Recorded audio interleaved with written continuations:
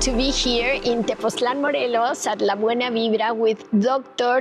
Kashyapa. He's an expert in Ayurveda, and we're going to be talking about what this incredible science brings to all of us. So Kashyapa, thank you for being here. Great privilege. Thank you.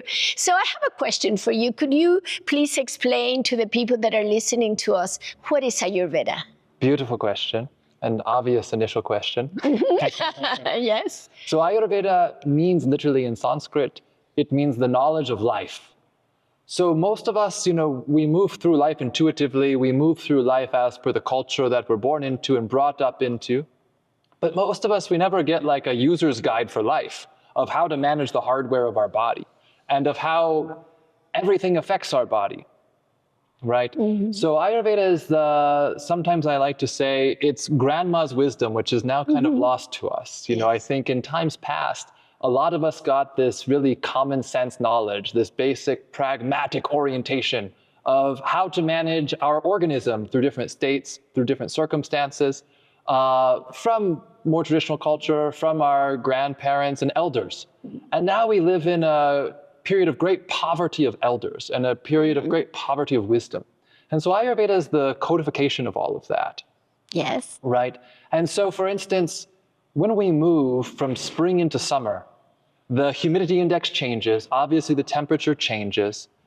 How do we have to change what we're eating? How do we have to change how we do basic activities, maybe what our sleep schedule is looking like, our work schedule, our exercise routines, to be in harmony with those environmental changes, so that we can move through those environmental changes, those different circumstances, with ease, with grace, with health, with vitality, right? And then what are the negative effects that can happen if we don't do that? So for instance, if the weather heats up and we're simultaneously generating more heat within our organism by the foods that we're eating or the activities that we're doing, what is the ramification of that net increase of heat coming from two sources? So Ayurveda really is a system of knowledge, a system of medicine that's always looking for the root of things, the origin of things, rather than just the symptoms.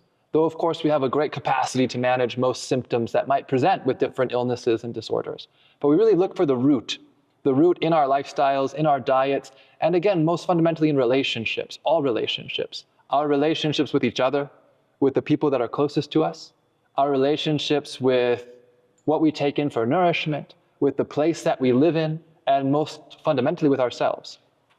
Very interesting. And I'm very happy to know that you're going to be coming here to do treatments. So can you tell us about those treatments and how they can help the people that are listening to us? Sure. Well, I think maybe first thing I'll say is, why did we choose to come here to Tepoztlan and to La Buena Vibra? So we already spoke a little bit about the significance of environment. It is very important. So in Ayurveda, we have something called Panchakarma. It's a huge potential of different therapeutic applications of physical treatments, psychological treatments, even spiritual treatments, where we can really reprogram a lot of physiological activity. We can do both cleansing and rejuvenation, but more fundamentally to the point, we can really reprogram the kind of code of physiological functioning, of tissue building, of anabolic processes, and also of regular elimination. So when we want to go into this kind of state of reprogramming the body, we need an optimal environment to do that. We can't do that in a place that's too cold, or a time of year that's too cold. We can't do it in a place that's too hot or too dry or too wet. We need a very balanced environment. In Ayurveda, we call this sadharana desha. And as we were kind of exploring an ideal place to do these Panchakarma treatments, we came to this part of Mexico and to Tepoztlan specifically because there's, as you know very well, the environment is so stable, it's so nourishing, it's so inherently peaceful for both the mind and for the body, for the organism. It's easy to relax here. It's really easy to kind of just abide in peace here on a physical level. And in Ayurveda, we start a lot of things, a lot of processes at the physical level. Through meditation and yoga, you often address, the mind first through different, psychological exercises, focusing exercises. And with Ayurveda, we really kind of put the body into a state that can cascade up into the mental experience. So as far as the treatments that we're going to be doing here, I mentioned Panchakarma.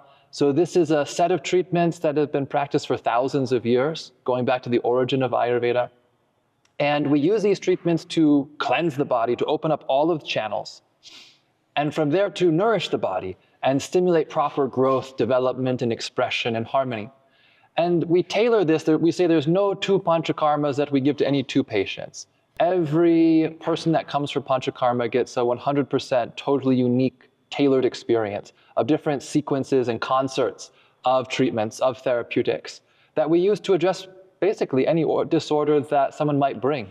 If there's a concern for headaches, if there's a concern for weight loss, if there's a concern for digestive discomfort, if there's a concern for arthritis, for diabetes even, we can tailor these treatments to facilitate, if not cure, at least rapid progress and improve quality of life. Even insomnia. Insomnia, sure, it's Yes. often a low-hanging fruit. Good, good. So talk a little bit more about the different massages that you use in Ayurveda and how they help the body to heal itself. Sure. So massage in Ayurveda has a couple of different ramifications of significance. So the first thing with massage in Ayurveda is every stroke is very deliberate, because through the skin, we say the skin is one of the seats in the body of the air element. And we understand that the air element is what's actually coordinating all of our perception, all of our neurological function. And so on the first level of therapeutics, the sequence of strokes that we're doing in Ayurvedic massage, it's as if we're creating an energetic mandala through the body that will promote this harmonious movement of the winds of the body. And this in and of itself, even without kind of any significant pressure or medicated oils and other substances, is bringing an energetic integration and a greater experience of harmony and vitality. Then, mostly, again, in different disorders and for different aims, we're using different substances. I think one of the things that's very unique about Ayurveda is our treatments end up getting messy because we pull so many different herbs and materials into our treatments. So we may use dry powders in these massages to help with weight loss, to help with increased cellulite, to help with lipomas and different things like that. Most often we're using different types of medicated oils and fats where we take different herbal juices, herbal decoctions, herbal powders, and we cook them into oils, into animal fats, and then we'll strain all these materials out and we have a fat substance that is impregnated with all of these herbal potencies. And so we'll massage the body with these different medicated oils. Again, we have different medicated oils for all kinds of different disorders and aspirations with the health. Mm-hmm. And on top of that, we're often also using different things we call as potulis, where we'll take different medicinal substances, herbal substances, and we'll wrap them in boluses and massage the body with these as well. And so in this way, all Ayurvedic massage is going towards energetic integration of the body, the mind, the heart, the whole being. And from there, we can use these massages again to promote weight loss, to promote weight gain, whatever the aspiration is. Oh, that's interesting. So tell us about you. Where did you study all this? I lived in India for about 5 years studying this. So in India, Ayurveda has been a primary care medical system going back well over 5,000 years. We often forget that what's now considered conventional medicine is a very young thing, and humanity has been around for a very long time. So Ayurveda has been the go-to method or philosophy of management for physical disorders in India for many thousands of years. In India now, there are Ayurvedic colleges. So just as you would go to a traditional medical college, you can also go to Ayurvedic medical college in India. So I lived in India for about 5 years and studied this in a very traditional way. Most of the, we could say, textbooks of Ayurveda are very ancient texts. The oldest going back more than 5,000 years. Some of the more recent ones, which we consider young, are only about 2,000 years old. They're very young. Yes. But we don't prescribe, contemporary allopathic medications. We don't have that prescriptive power. But we absolutely have to understand all of the implications of that medical system and be able to integrate and interface with it. That's lovely. And can you tell us about your retreat that you're going to be doing, or how many times a year you're going to be coming here to La Buena Vibra in Tepoztlan, so people can plan, so they can come and do their panchakarma, their detox, or their healing here? Absolutely. So spring and fall are generally considered the most opportune times of year for kind of resetting the body, for cleaning the body, for moving the body into a different direction. It's a great time to come into resolution of how you would like your organism to be improved. And the environment, the climate is really supporting these transformations at that time. So we'll be here every spring and fall. We'll be here every approximately April, May, and every approximately September, October, doing these retreats for several weeks at a time, during which people can come. There's a beautiful communal experience. There's a lot of kind of communal motivation because you'll be here with other people doing the same thing, sharing meals together. And I think it's also a really beautiful time to meet other people that want to manage their health in this way and get kind of ongoing motivation, encouragement, support through this kind of community of Ayurvedic holistic health management. So twice a year. Twice a year. Sorry. Yes. Good, great. So it will be in the spring and then in the fall. Correct. Yes. And can you, just to finish, what can you tell the people that are listening to us? How can Ayurveda help them in their life? Sure. Like if they're going through a bad moment, something, how can they be helped through Ayurveda? Right. Ayurveda is very nuts and bolts in a lot of ways. One thing that we say is deham mano sharanagatam, that the body is the refuge of the mind. So we live in an age right now, above all else, of a pandemic of mental disorder, of fear, anxiety about the future. And as our bodies become more ill or out of order, we can't find that basic refuge and comfort in them. Most of the experiences we seek out, chocolate or wine or human connection, it gives us a pleasant sensation experience that gives us a moment of relax in that peace of our body.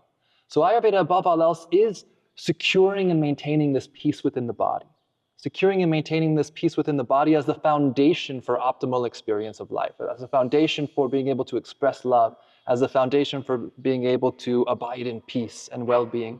And Ayurveda gives that through basic wisdom, moment by moment, of how to structure your day, of how to move in your relationships, of how to create a sweet space of hello. And then on a more kind of intensive level and perhaps profound level, in being able to undergo these therapies, which can really reset long-standing physiological processes, really address chronic illnesses, and really pave the way for rejuvenation, strength, and vitality up until your last years in life. Great, great. And I'm so happy that we're going to have this going on here. Likewise. So people have the opportunity to come and meet with you. Yes. And just this is, with this we'll finish, but how, because it's so interrelated, Ayurveda with yoga. Can you tell us a little bit about that? Sure. So there's a saying in one of our Ayurvedic texts, actually, that the Vedas, which are these kind of systems of ancient knowledge of India, of which yoga is a part, they're like the four fingers. And Ayurveda is like the thumb that supports all of them.